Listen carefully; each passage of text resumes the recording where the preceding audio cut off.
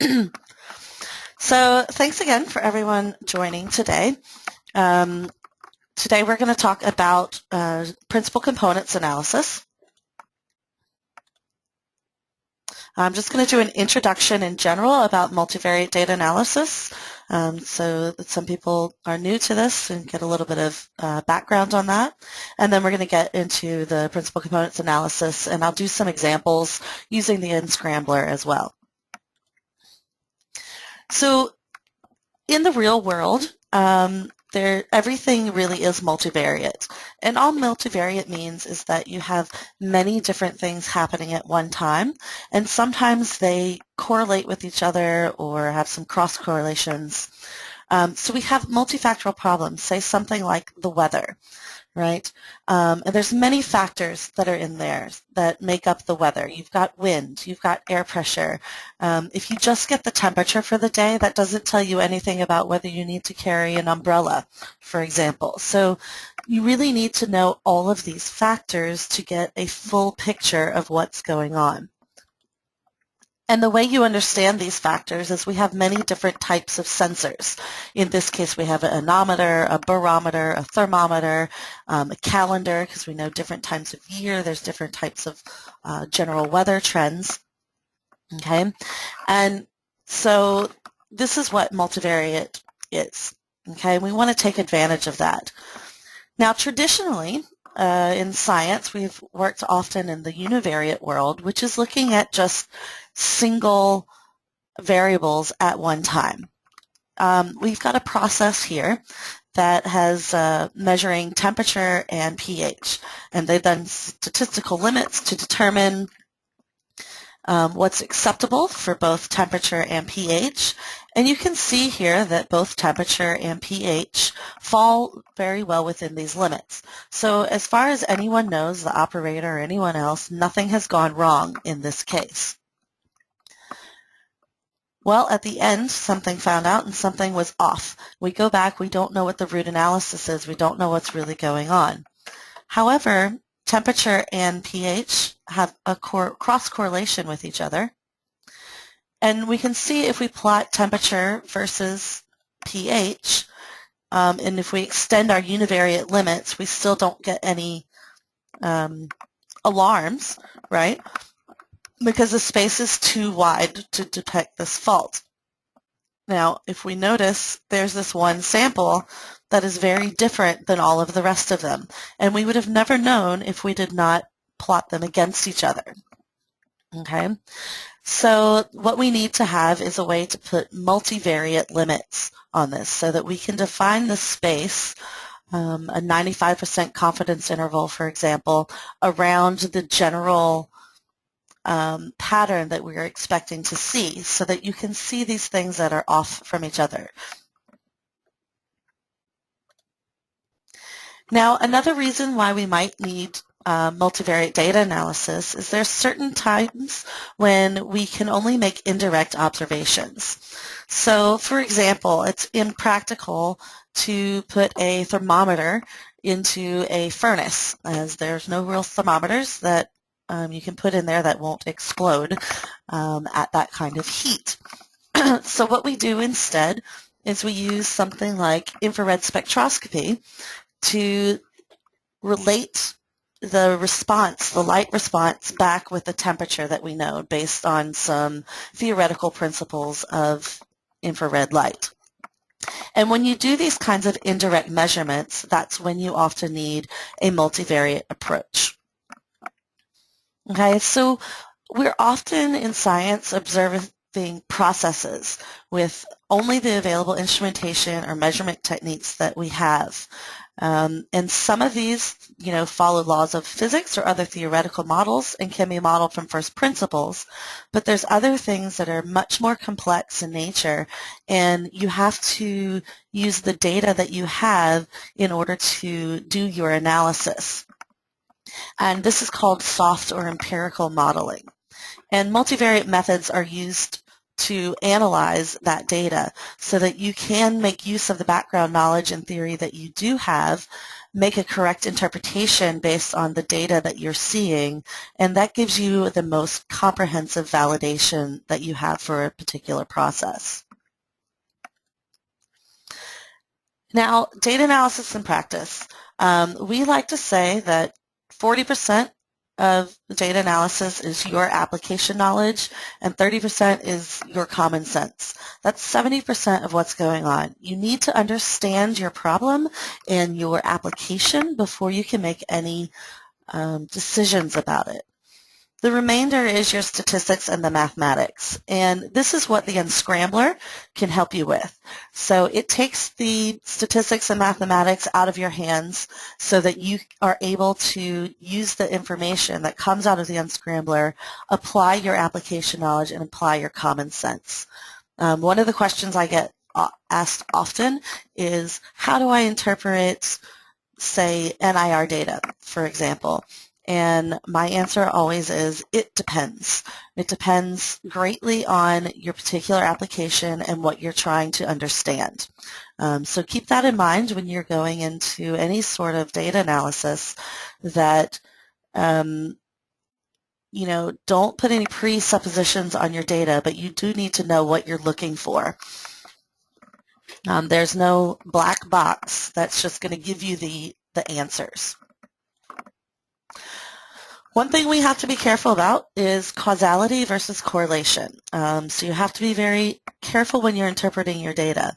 There is data, a survey of a Danish rural town that has a correlation of 75% between the numbers of baby born and the number of storks found in the area. So one might be able to, could say, if they were incautious, that the number of babies born has to do with the number of storks that are in the area, and we all know that is not true. So don't forget to bring your common sense to your problem. So one thing that we do in multivariate data analysis is pull out hidden data structures. What we have is our observations, and we're trying to break that out into our structured data and our noise. Okay, in this case, I've got 3 overlapping peaks of A, B, and C. And you need to be aware of your application in this case as well, because for some person who maybe cares about what the concentration of A is, then A is considered the data structure, and whatever overlaps with B and C is considered noise.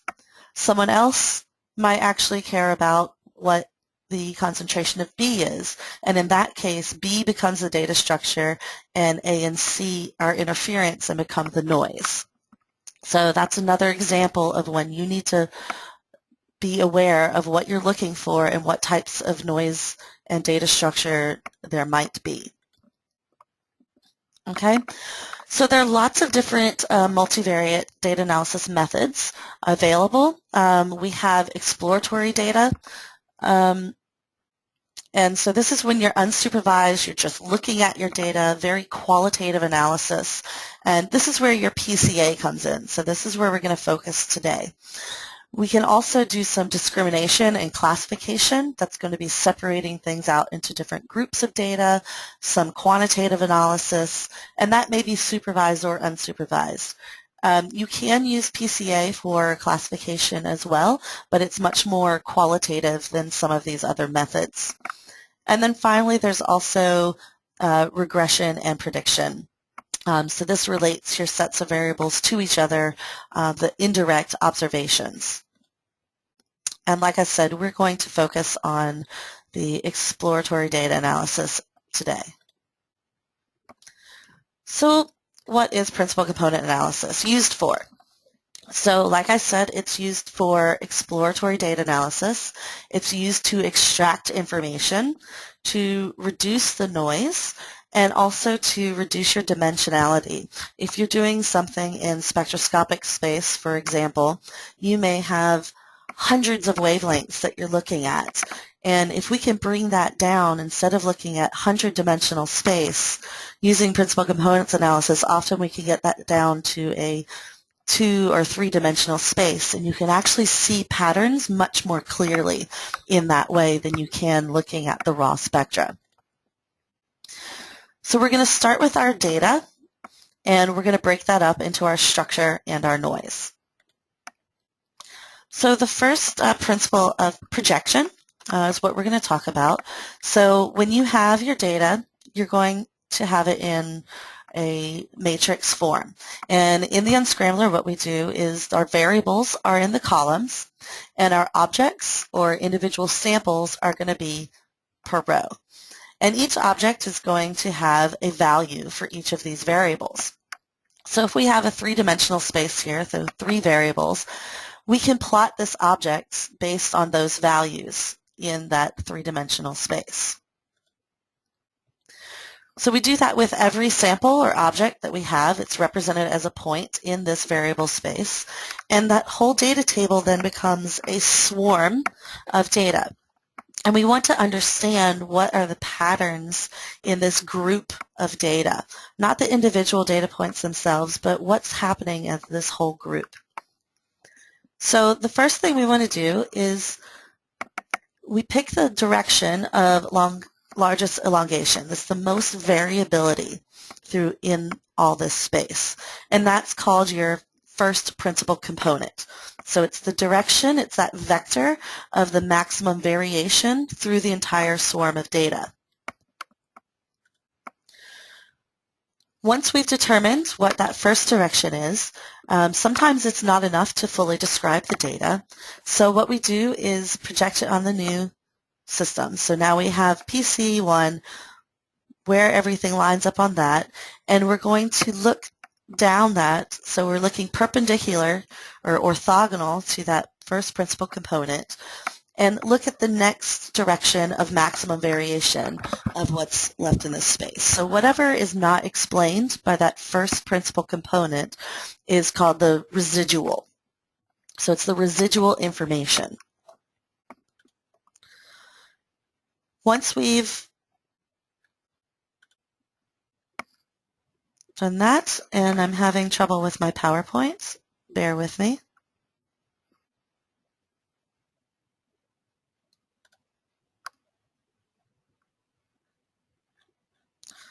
Get back where we are. Sorry, that restarted for some unknown reason.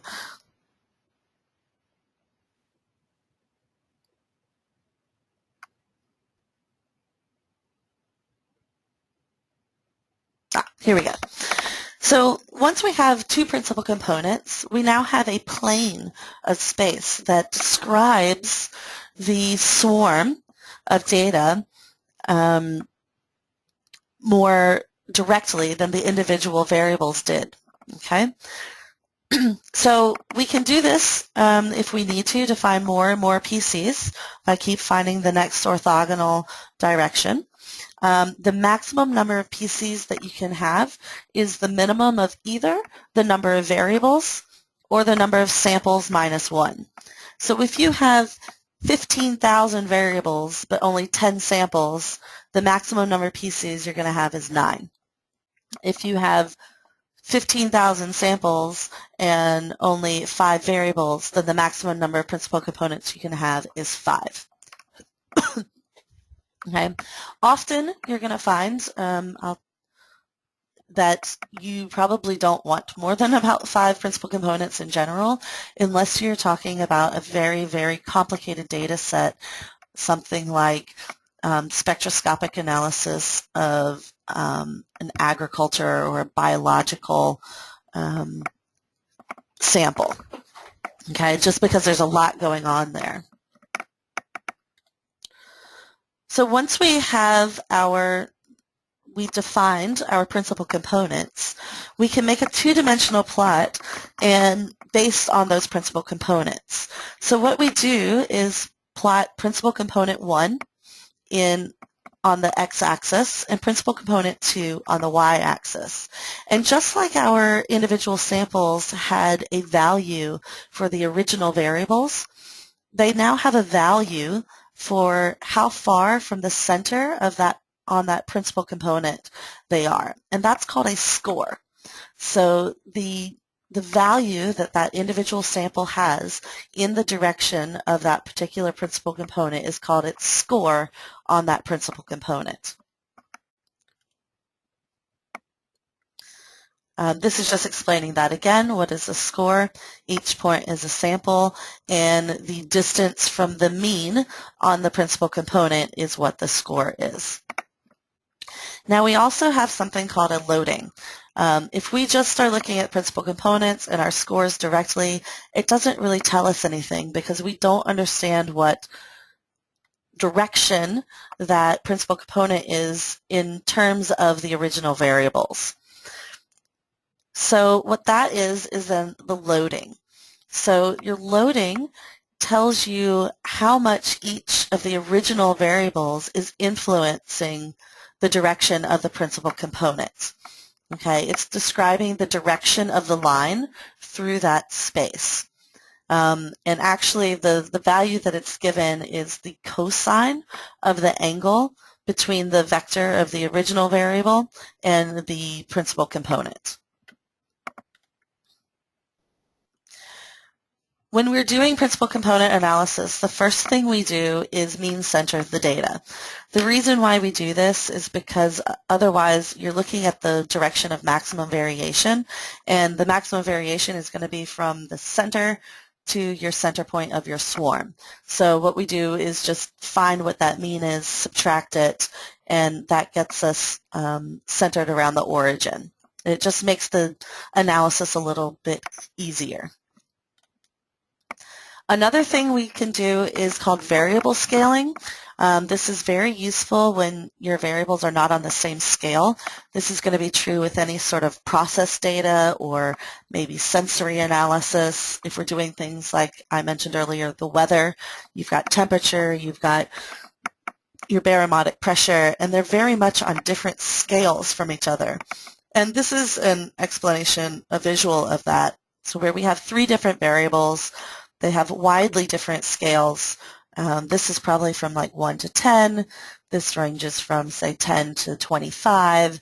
And number 3 is around in the 70s or 90s. And sometimes it'll be even more extreme than that. And what happens is if we don't do anything to bring these down to the same scale, then we have an issue with this variable 3 being considered the most important variable just because it happens to have a large number. So to prevent that, we center the data. So we take the full range of the data, we divide each variable by the mean through the samples. That gets us all on the same scale. And then we can standardize it by dividing by the standard deviation through that variable. Again, this is often used for process data and anything that are on different types of scales. If you're looking at spectroscopic data, everything is on the same scale, so we don't use this sort of variable scaling, because if you have a high value in one wavelength, that's actually important compared to a low value in another wavelength. So let me do an example now. I have some data from McDonald's. So this is some analysis that we've gotten so that we have a number of different types of sandwiches, some French fries, some desserts, and we've measured the calories, the protein content, the amount of carbohydrates, fat percent, and the saturated fat amount. So when we're going to look at this, first thing I'm going to do is take a look at these values. Now it's very kind of easy to see in this data because it's a small data set. But you can see that they are on very different scales. But one way we can look at this more directly is under tasks. We can analyze and look at descriptive statistics. Now what this shows is it's a box plot. So these are your quantiles. The center line is going to be your median value, and the box shows the range from 25 to 75% of your data falls within this blue box. And then the end whiskers are your min and maximum. And as you can see, they're on different scales. So this is a case where we are probably going to want to do some scaling on our variables just to make sure that we're not overemphasizing, say, the carbohydrate importance versus the saturated fat importance, for example. So now what I'm going to do is tasks, analyze, principal components analysis. We have a number of options in here. I've selected the 5 columns. That's our nutrition information. You can see that it defaults to the maximum number of components is 5 because we cannot have more components than we have variables. Under weights is where I'm going to weight these things. So I'm going to select all of them. And this option gives me my subtract the mean and divide by the standard deviation. And when I update that, we can see that that happens here.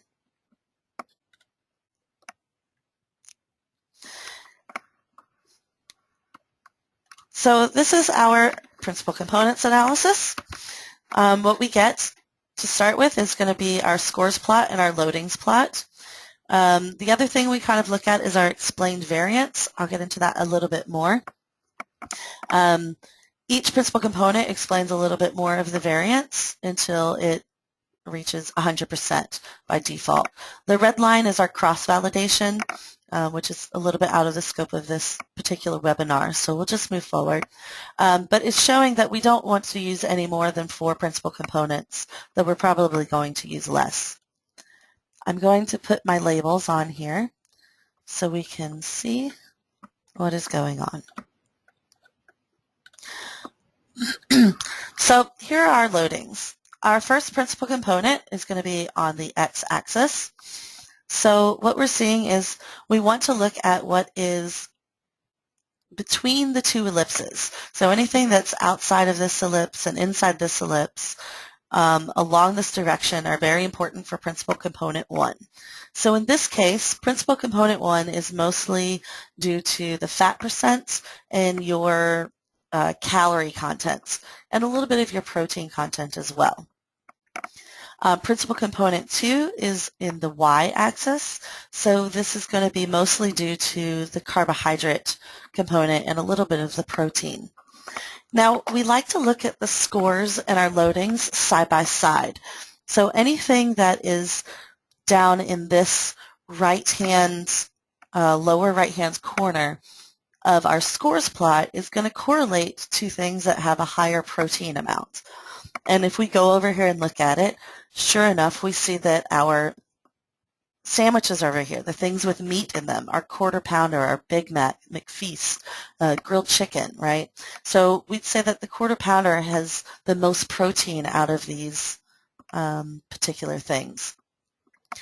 One thing that's interesting or nice to do in the Unscrambler is we can color code this to kind of see different groupings. So I'm going to right-click, do sample grouping, and define based on this type of food. So now I have available row sets that break things out into burgers, fries, ice cream, and pie. All right. So what we see is all of our burgers kind of clumped together.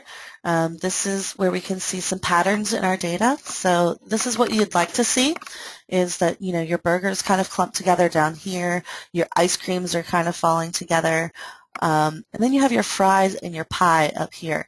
So you might expect that because pie is a dessert that it might be near your ice cream, but if you think about the apple pie at McDonald's, which I don't think they have anymore, but they used to, it's actually fried. So it makes sense that your French fries and your apple pie would correlate to each other. And as you see, they are higher on the principal component 2, which is due to your carbohydrate influence. So that's how we start to understand our loadings and our scores and get an understanding of what's going on with our data.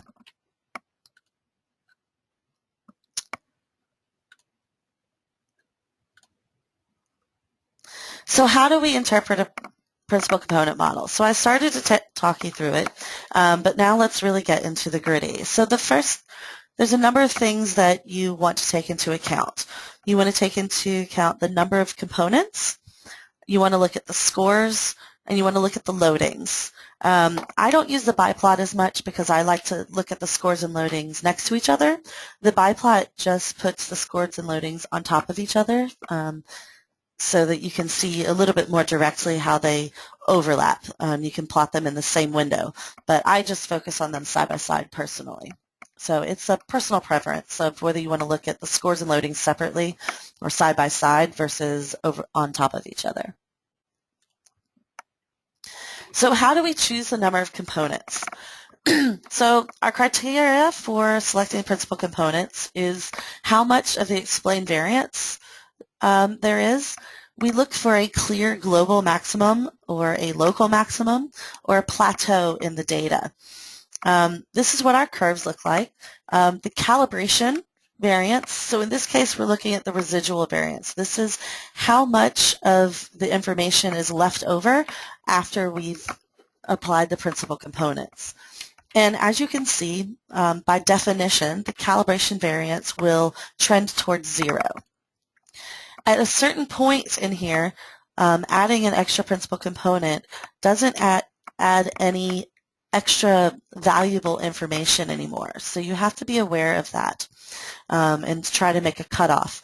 Another thing we look for is a point of inflection in our validation variance. So what this does is says how the model will predict new data, essentially. And when this starts to pull away from the calibration variance, you're overfitting the model and you are not explaining things well anymore. So once this starts to pull away, that's saying that you're starting to model the noise. Okay, so you want to stop about here, however many principal components that is. So we want to keep adding components as long as they carry structured information. The information always needs to be interpretable. If you can't interpret the information, then it's noise. And doing a validation is a key to this interpretation. And everything in the unscrambler has some sort of validation to it, whether it's cross-validation or test set validation. So if we're starting with our original data X, our first principal component in this case explains 50% of our data, and we have 50% residuals. We add another principal component that explains another 25% of the data. So the full model now explains 75% of your variation of your data, and 25% is residual. We can keep adding to get up to 90% with a third principal component. Now, where you stop in this process is really dependent on your application. If you're doing sensory analysis for people or trying to understand what people's preferences, you might be happy with a model that explains 50% of the people. Okay, if you're doing a pharmaceutical analysis, you're going to want this to be up not over 90%, probably 95% even if you can. Okay, so where this cutoff is going to be interpretable dependent on your application. So our scores plot shows you how well the data is distributed. It allows us to see sample patterns, different groupings or similarities or differences can be seen. This is a scores plot for looking at different types of peas that were harvested at different times of the year. And we can see in this particular case that there is a time variation in here. So everything that's in group 1 was an early harvest, and everything that's in group 5 is a late harvest. And we would imagine, based on what we know about peas, that there's going to be a difference in those peas as over time. In this case, we're doing sensory analysis, so people are tasting the peas and saying how much they taste like peas. Are they sweet? Are they bitter? Are they hard? And that's what this direction explains. The loadings plot, this is the correlating loadings plot. So in that first principal component in this particular case. Things to the far right are very fruity and sweet and have a pea flavor, and things far to the left are off flavor, are harder or mealier. And if we go back and look at our scores plot, that means that things that are harvested early are mealier. They have less pea flavor. Things that are harvested late are sweeter and fruitier and are less hard. That's how we would interpret those. Things that are far away from each other, directly across from each other, are anti-correlated, and things that are grouped close together are highly correlated variables. This is one way that you can start reducing the number of things that you measure.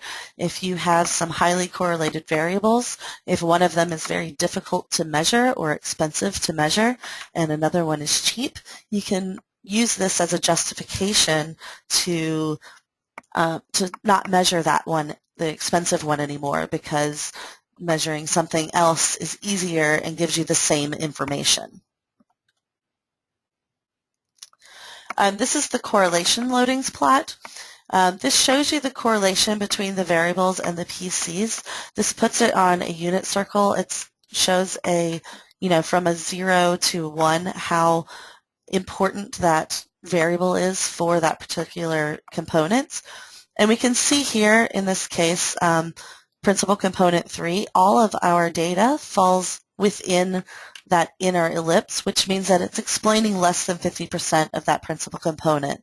So at that point, you are not getting any valuable information out of that principal component. So that's another way to help you determine how many principal components you might want to use for your example. I'm going to give another example now on some spectroscopic data, just so you can see what loadings look like and the scores look like when you're looking at spectroscopic data.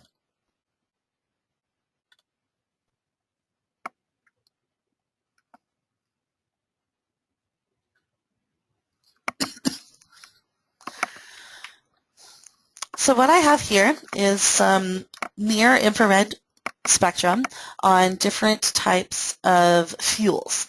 And the plan is to kind of look at the fuels and see if you can determine the octane content based on the spectra themselves. So the first thing we always do, we recommend that you visualize your data. So we're going to plot our data. I'm just going to do a line plot on the spectra.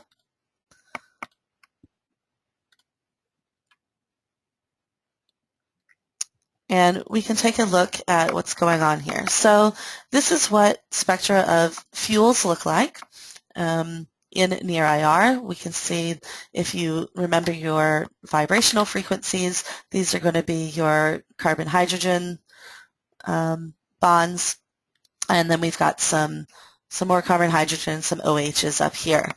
Now, what we can see pretty clearly in this is that we've got a number of samples that have a slightly different spectra here. I can do a sample grouping based on an additive. So some of these data have a ethanol added to them. And we can see here that the ones with the very different spectra on them are the ones that have that have ethanol included in them, and those that don't have that, then they don't. So we can also see this in principal component analysis.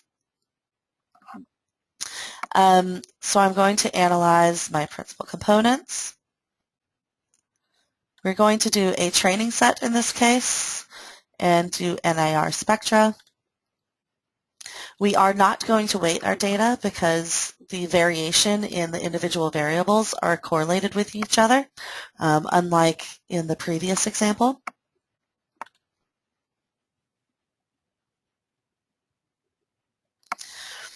So this is what we get now. And you'll see that now when we're doing spectroscopic data, our loadings are going to be line plots. Previously, they were scatter plots. We can show you what that looks like when we deal with, oops, that's the scores, spectroscopic data. If we do a scatter plot of this, it doesn't have a lot of meaning unless you really are getting down to your nitty-gritty and choosing peaks, right? But it's a little bit hard to interpret. If we're looking at spectra, we like to look at our loadings as if they are also spectra. So I'm going to change this back to a line plot. So what we can show is that principal component 1 is highly influenced by this range. Okay, and if we go back and we think back to what we saw earlier, that's that range that was showing the ethanol additives. So if we come and do a sample grouping based on our additive, I'm going to pull those in. We can see that sure enough, we've got 2 here that have this additive in them, and then a whole bunch that don't. This is something that you see a lot if there's outliers. These would be considered outliers because they're very different from the rest of the model, and you've got 1 or 2 samples that are being separated by the first principal component, but the majority of the data is lining up along principal component 2. We can look at what the principal component 2 looks like. And this is here. So this is probably giving us more information about the actual octane content itself. I can also go in here and change my sample grouping to look at our octane levels. So we have some low and medium and high. And we can see here, sure enough, that principal component 2 is where it's separating out the low to medium and high. Okay, and so these are then going to be our wavelengths that are most important that are measuring the amount of octane. So that's how we can interpret these scores and loadings.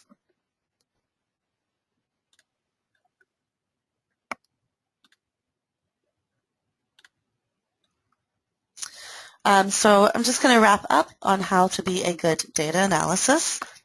So this is your general workflow. You want to collect your data. This is going to be your sampling, your acquisition. You may have historical data that you're looking at, and you will need to check that data just to make sure that there's nothing crazy, outstanding that you need to pull out before you start doing your analyses. Okay, and these are some of the multivariate tools to help you do that. Okay, so you collect your data. That's a design of experiments. Checking the data, that's going to be your statistics, your exploratory analysis, your principal components analysis. So this is the part we're looking at today, is checking your data, just kind of getting an idea, an overview of what your data looks like. If you imagine yourself going through a maze, right? If you're just looking at what's right in front of you, you don't have a general idea of what's going on in the maze. But if you can get a bird's eye view, it can help you make more intelligent decisions on which way to turn rather than guessing through it. And that's what your principal components analysis will do. You build a model, which we have done for the principal components analysis, and then you can check that model using validation. So we can go back with a test set. Let me show you that real quick. What I'm going to do is I'm going to rebuild this model, but I'm going to take out these 2 that have additive in them. So I'm just going to recalculate this without the marked samples. And now we have a nice model. This is our 95% confidence interval. So 95% of our data should fall within this, and we can get a general better understanding of if something has an additive or not. So right now we're looking at all samples that have no additive in them. And what we can do is go back. I have a test set. I can predict a projection. So I can take new data, project it into that space. to identify which have additives and which do not. So we can see here that we have a number of values that fall nicely within our space, and then we have 4 out here that are actually ones that have additive in them as well. And I can confirm this. We can look at our samples. The ones that we highlighted here are these 4, 55 through 58. If we go back and look at our original data, 55 through 58 are the ones that have additive in them. So that's one of the uses for principal components analysis, for a qualitative analysis as well as an exploratory analysis.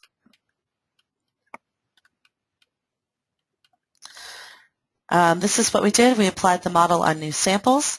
That gives us our prediction, and we checked our results. In this case, we knew what our results were, so we can confirm that they are accurate results.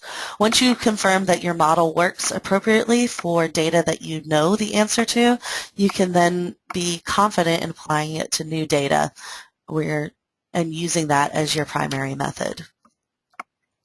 So basic rules in multivariate analysis. Make sure to use representative calibration and validation data. You need to have evenly distributed data spanning all major variations that you're expecting. You select an appropriate validation model, preferably a test set. These are topics that we'll go into a little bit more in other webinars. You're going to look for outliers, decide whether to keep them or remove them. They can explain and carry a lot of information, but they also may be erroneous data that could damage the model, so you need to take a look at those things. You want to select the correct number of principal components based on studying the shape of your explained variance, and remember to try to select the first local minimum. You don't want to use too many PCs compared to the size of the data set because that causes overfitting. The fewer principal components you can use to explain your data, the more robust it will be. Interpret your patterns in your data. You look at your scores plot. If there are clear separate subgroups, take a look at those and see what they mean. Okay, this is principal components analysis is a guide for understanding what your data is and to find some underlying structure that may not be otherwise apparent. You might look at variable relationships. I talked about that on the loading plot. So you can decide if you need to measure all of the variables that you're measuring, for example.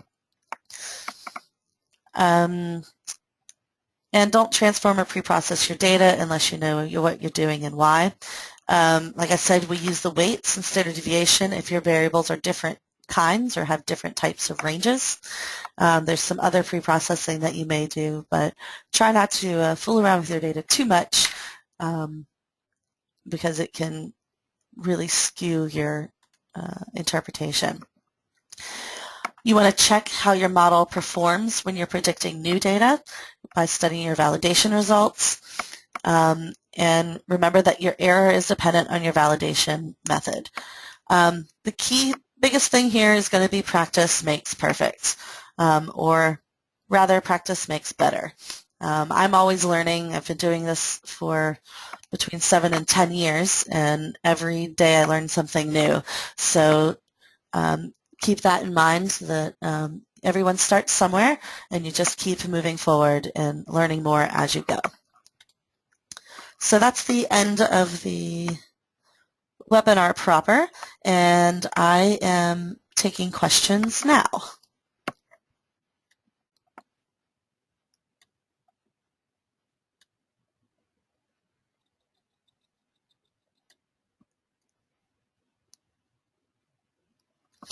So I have a question on, in the McDonald's example, if a Hunger score is a key measure of customer satisfaction. How do you determine which nutritional variable or combinations of variables are the best predictor of customer satisfaction? Does PCA handle this, or is it another function that is used? So in that case, if you're trying to predict a hunger score, let me exit out and look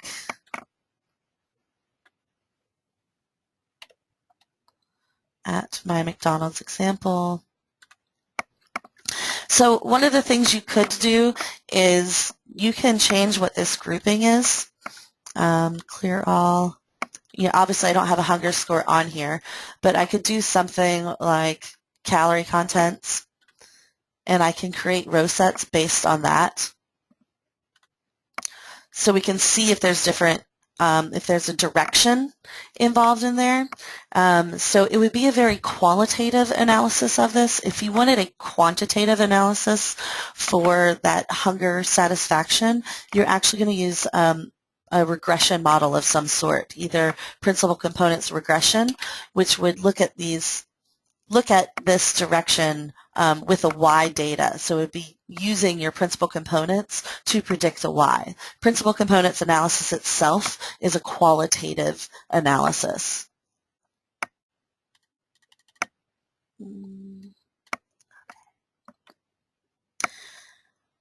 How many samples should be in a training set?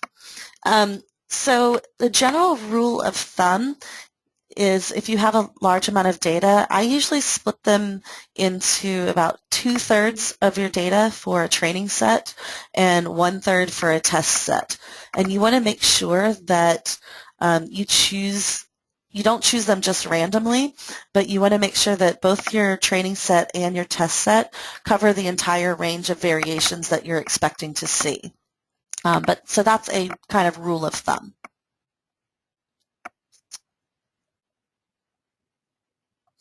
The question was, in the first example, you centered on the mean, then divided by the standard deviation.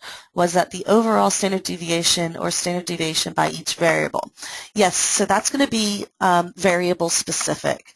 So each variable through the samples is going to figure out what the mean is and the standard deviation, and going to be divided variable-wise.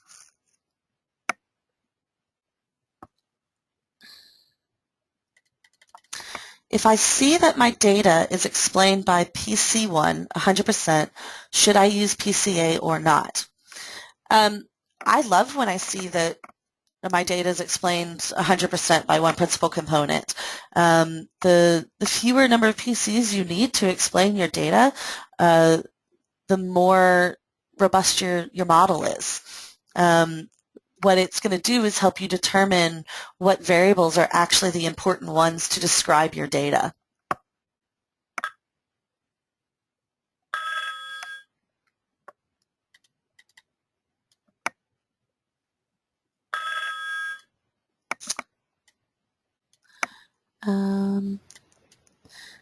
Is data normal distribution required for PCA? No. I often get data that's not normally distributed. So there are some assumptions that are made, but that's not particularly one of them for this type of analysis. I have a question. Is it enough to have less than 30 samples in order to have a reliable model? It depends on how simple your data is. If the more complex your data, probably the more samples you're going to need to have a reliable model, just because there's more variations to take into account. Statistically speaking, the general rule of thumb is 30 samples is a minimum to say that your sample is consistent with your general population. But like we can see in this McDonald's example, I would say this is a fairly reliable model to separate out, different fried things from burgers, from ice cream, for example. Again, principal components analysis is really just it's exploratory. It's trying to find patterns that are not readily apparent otherwise.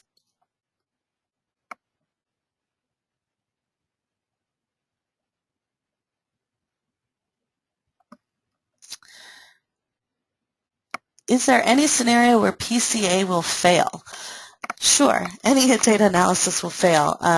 If you're measuring variables that actually don't have any information about what you're interested in, then you'll see that in your principal components analysis. That's one thing that I try to remind people. It's like there is, it is very possible to say that there is no valid model based on the variables that you have or the samples that you have. So yes, it can fail. And there are times when it won't converge, like the numbers will do funny things, and you won't be able to compute more than a certain number of principal components as well. So there's definitely times when you'll get that. But I like to say that a failure isn't really a failure. It's just telling you that there's no information, or at least no information that you might care about. And that brings us to the end of our webinar today. I did have a few questions that I was not able to get to. What I will do is make sure to email you guys responses within the week about that. I have recorded this. It will be up on our website within a week or so you can come back and look at this again. However, we do not provide the slides themselves, but you will be able to come back and look at this again. So I hope everyone has a great day. Feel free to contact me with any further questions you might have. My email is hbrooke, that's B-R-O-O-K-E, at camo.com. I'll write that up on here real quick so that you have it.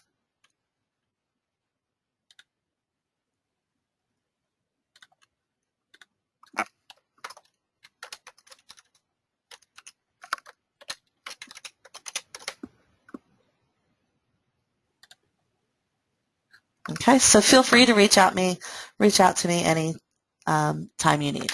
All right. Hope everyone has a great day and that they got what they wanted out of this webinar.